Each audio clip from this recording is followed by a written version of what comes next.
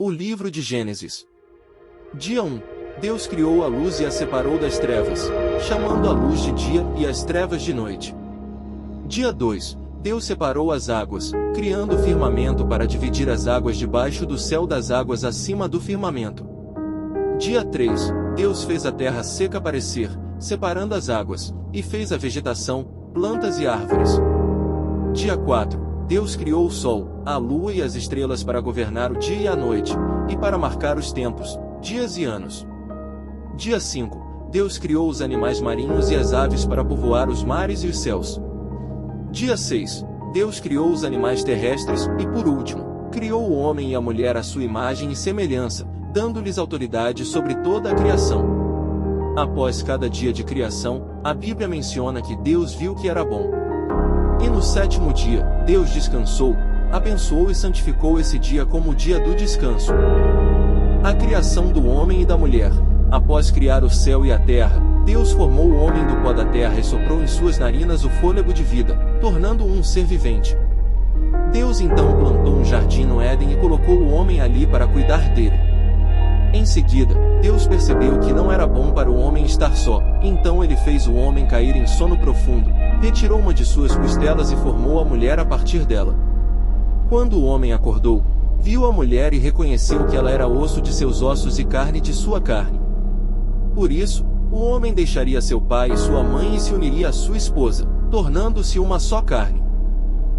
A queda do homem. No jardim do Éden, onde Deus havia colocado o homem e a mulher, ele os instruiu a não comer do fruto da árvore do conhecimento do bem e do mal, advertindo que, no dia em que comer desse fruto, certamente morreriam.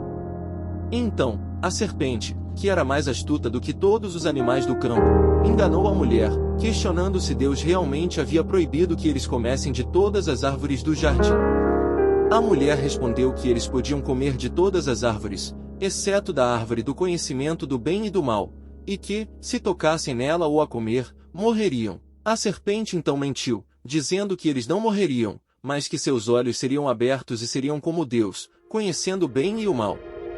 A mulher viu que o fruto era bom para comer, agradável aos olhos e desejável para alcançar a sabedoria, então ela comeu e deu também ao seu marido, que estava com ela, e ele também comeu. Após comerem do fruto proibido, os olhos de ambos foram abertos e perceberam que estavam nus. Sentindo vergonha, eles costuraram folhas de figueira para cobrir-se. Quando ouviram a voz de Deus, esconderam-se no meio das árvores do jardim. Deus os chamou, e eles admitiram terem comido do fruto proibido. Como consequência, Deus pronunciou maldições sobre a serpente, a mulher e o homem, e expulsou-os do jardim do Éden, colocando querubins e uma espada flamejante para guardar o caminho da árvore da vida. Caim e Abel. Caim e Abel eram filhos de Adão e Eva. Abel era pastor de ovelhas, enquanto Caim cultivava a terra. Ambos trouxeram ofertas a Deus. Abel trouxe das primícias do seu rebanho e da gordura das ovelhas, e Deus olhou com favor para ele e para sua oferta.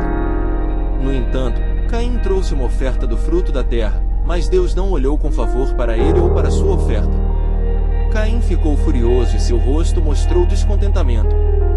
Então Deus disse a Caim: "Por que você está furioso?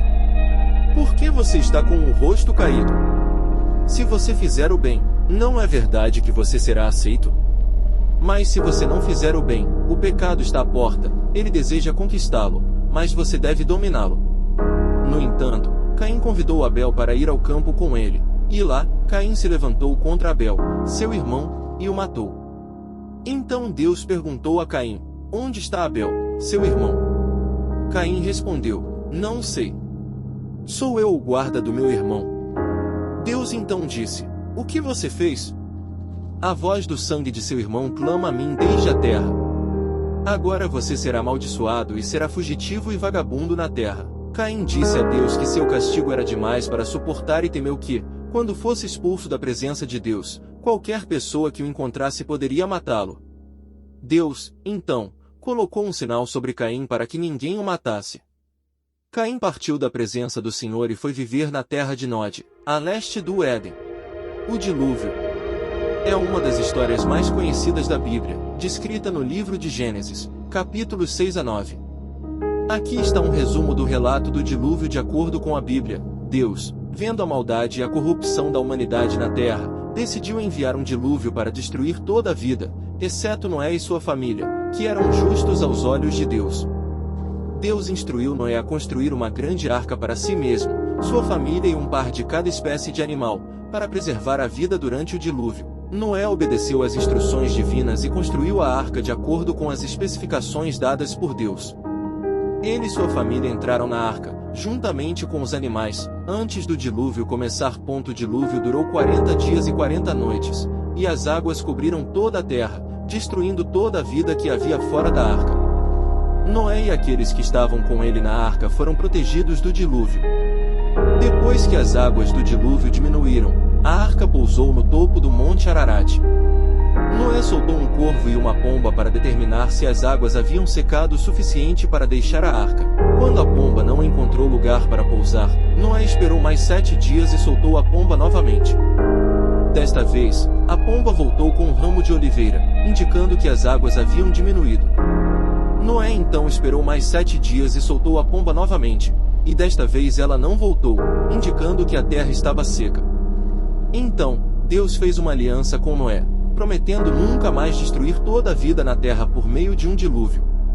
Como sinal dessa aliança, Deus colocou um arco-íris no céu. Noé e sua família saíram da arca e começaram a repovoar a terra. A Torre de Babel. Após o dilúvio, os descendentes de Noé migraram para a planície de Sinear, ou Suméria, e decidiram construir uma cidade com uma torre que alcançasse os céus. Eles começaram a construir a torre, conhecida como a Torre de Babel, usando tijolos e betume como argamassa. No entanto, Deus desceu para ver a cidade e a torre que os homens estavam construindo. Ele decidiu confundir suas línguas para que não pudessem mais se entender uns aos outros. Como resultado, os construtores não puderam mais cooperar e foram dispersos por toda a terra. O nome Babel vem da palavra hebraica que significa confusão, que é derivada da confusão de línguas que Deus causou entre os construtores da torre. A narrativa da Torre de Babel é frequentemente interpretada como uma explicação para a diversidade de línguas e a dispersão dos povos por toda a terra. A promessa a Abrão. Deus chamou Abrão para sair da terra de seus ancestrais e ir para uma terra que ele lhe mostraria. Deus prometeu abençoar Abrão e fazer dele uma grande nação. Ele prometeu abençoar aqueles que abençoassem Abrão e amaldiçoar aqueles que o amaldiçoassem. Deus disse a Abrão que em sua descendência todas as famílias da terra seriam abençoadas. Abrão obedeceu à chamada de Deus e partiu, levando consigo sua esposa Sarai, seu sobrinho Ló e todos os seus bens.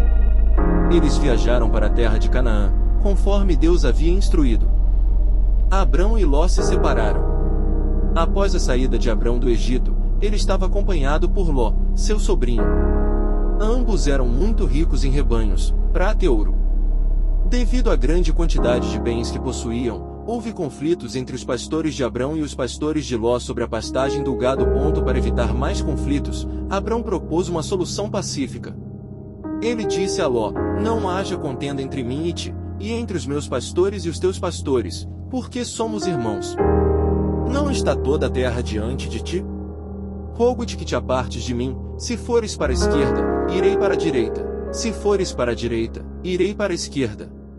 Ló olhou e viu que o vale do Jordão era bem irrigado, semelhante ao jardim do Senhor. Então, Ló escolheu todo o vale do Jordão para si e partiu para lá, separando-se de Abrão. Abrão permaneceu na terra de Canaã. Abrão resgata Ló.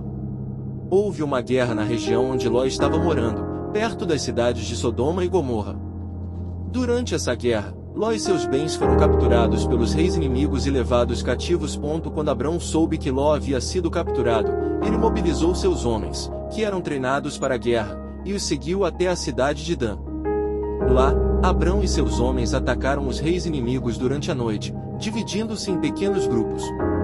Abrão conseguiu derrotar os reis inimigos, resgatando Ló, seus bens e as pessoas que haviam sido levadas cativas, incluindo as pessoas de Sodoma, onde Ló estava morando. Após o resgate, Abrão foi abençoado por Melquisedeque, rei de Salém e sacerdote do Deus Altíssimo. Abrão deu a Melquisedeque o dízimo de tudo que havia conquistado na batalha. O pacto de Deus com Abrão. Após Abrão resgatar Ló e suas riquezas na batalha contra os reis inimigos, Deus apareceu a Abrão em uma visão e lhe prometeu proteção e recompensa. Deus disse a Abrão: "Não temas, Abrão, eu sou o teu escudo, o teu grandíssimo galardão." Abrão expressou sua preocupação a Deus, dizendo que ele não tinha um filho para herdar suas riquezas e que um servo nascido em sua casa seria seu herdeiro. Mas Deus assegurou a Abrão que ele teria um filho que seria seu herdeiro legítimo e que sua descendência seria tão numerosa quanto as estrelas do céu. Para selar o pacto, Deus instruiu Abrão a preparar uma série de animais para um ritual sacrificial. Abrão os dividiu ao meio e colocou cada metade oposta à outra. Então, uma tocha de fogo e uma tocha fumegante passaram entre as partes dos animais, simbolizando o compromisso unilateral de Deus em cumprir suas promessas. Após este ritual, Deus reafirmou seu pacto com Abrão, garantindo-lhe a terra de Canaã como herança para seus descendentes. Deus confirmou sua promessa com um juramento solene. Ismael e Isaque. Ismael foi o primeiro filho de Abraão, nascido de sua serva egípcia, Agar, de acordo com a promessa de Deus a Abraão, quando ele e sua esposa Sarai ainda não tinham filhos. Por um tempo, Ismael foi considerado o herdeiro de Abraão. No entanto, depois que Deus renovou sua promessa a Abraão de que ele teria um filho com Sarai, Ismael foi deixado de lado como herdeiro. Isaque foi o filho milagroso de Abraão e Sarai, nascido quando eles já estavam avançados em idade. Ele foi o filho da promessa de Deus a Abraão e foi oferecido em sacrifício a Deus no episódio conhecido como sacrifício de Isaque. No entanto, Deus interveio e providenciou um carneiro para ser sacrificado no lugar de Isaque. Após o nascimento de Isaque, houve conflitos entre Ismael e Isaque, especialmente após o desmame de Isaque. Sarai viu Ismael zombando de Isaque e pediu a Abraão que o expulsasse junto com Agar. Deus disse a Abraão para ouvir Sarai e enviar Ismael e Agar embora, prometendo que ele faria de Ismael uma grande nação também. A circuncisão e o pacto renovado. Deus apareceu a Abraão quando ele tinha 99 anos e renovou sua aliança com ele. Deus disse a Abraão: "Eu sou o Deus Todo-Poderoso, anda na minha presença e sê perfeito. E porei a minha aliança entre mim e te multiplicarei grandissimamente." Como sinal dessa aliança, Deus instituiu a prática da circuncisão. Todos os homens de Abraão, incluindo ele mesmo, seu filho Ismael e todos os servos nascidos em sua casa ou comprados de estrangeiros, deveriam ser circuncidados como um sinal da aliança entre Deus e Abraão. Essa prática de circuncisão deveria ser observada por todas as gerações futuras de Abraão como um pacto perpétuo. Deus também prometeu a Abraão que sua esposa Sarai, cujo nome foi mudado para Sara, seria abençoada e teria um filho, apesar de sua idade avançada. Este filho seria chamado Isaque e seria o herdeiro das promessas de Deus. Abraão imediatamente obedeceu a Deus e circuncidou todos os homens de sua casa, conforme Deus havia ordenado. A destruição de Sodoma e Gomorra. Deus decidiu destruir as cidades de Sodoma e Gomorra devido à sua grande maldade. No entanto, ele prometeu a Abraão que pouparia as cidades se houvesse pelo menos 10 pessoas justas nelas. Abraão intercedeu fervorosamente em favor das cidades, mas não encontrou nem mesmo 10 pessoas justas.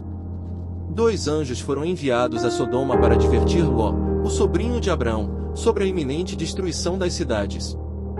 Ló os recebeu em sua casa e os protegeu.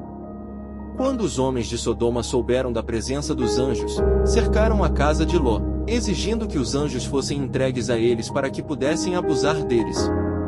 Os anjos avisaram Ló para fugir com sua família antes que a destruição viesse sobre a cidade. Ló tentou avisar seus genros, mas eles não levaram a sério suas palavras.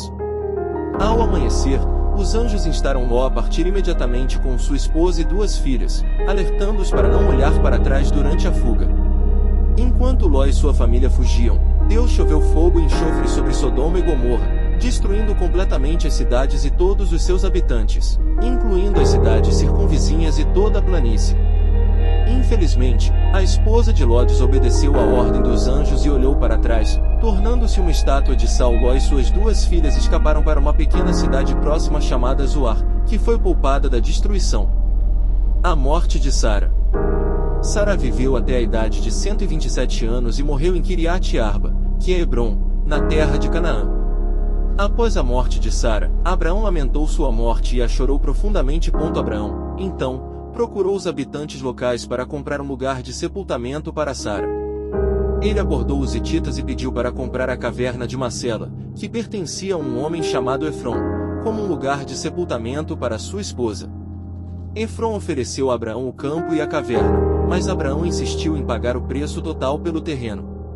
Após uma negociação justa, Abraão comprou a caverna e o campo de Efron por 400 peças de prata, e assim Sara foi enterrada lá. O casamento de Isaque. Abraão, já idoso, queria garantir que seu filho Isaque se casasse com uma mulher adequada e que compartilhasse sua fé. Ele pediu a seu servo mais antigo, que era o responsável por todos os seus bens, que fosse à terra de seus parentes para encontrar uma esposa para Isaque. O servo fez uma longa viagem até a Mesopotâmia, onde chegou à cidade de Naor. Lá, ele parou perto de um poço e orou a Deus pedindo orientação. Ele pediu a Deus para mostrar bondade a Abraão, seu mestre, e para dar-lhe sucesso em sua missão. Enquanto o servo ainda estava orando, uma jovem chamada Rebeca veio ao poço para tirar água. Ela era uma parenta distante de Abraão, neta de Naor, irmão de Abraão. O servo pediu a Rebeca que lhe desse água para beber e ela prontamente concordou. Ela também ofereceu água para os camelos do servo, demonstrando sua bondade e generosidade. O servo percebeu que Rebeca era a resposta à sua oração e a convidou a voltar para a casa de seu mestre e se casar com Isaque. Rebeca concordou e partiu com o servo para conhecer Isaque. Quando Isaque viu Rebeca chegando com o servo, ele a recebeu como sua esposa e a amou. Eles se casaram e a Bíblia diz que Isaque foi consolado após a morte de sua mãe, Sara.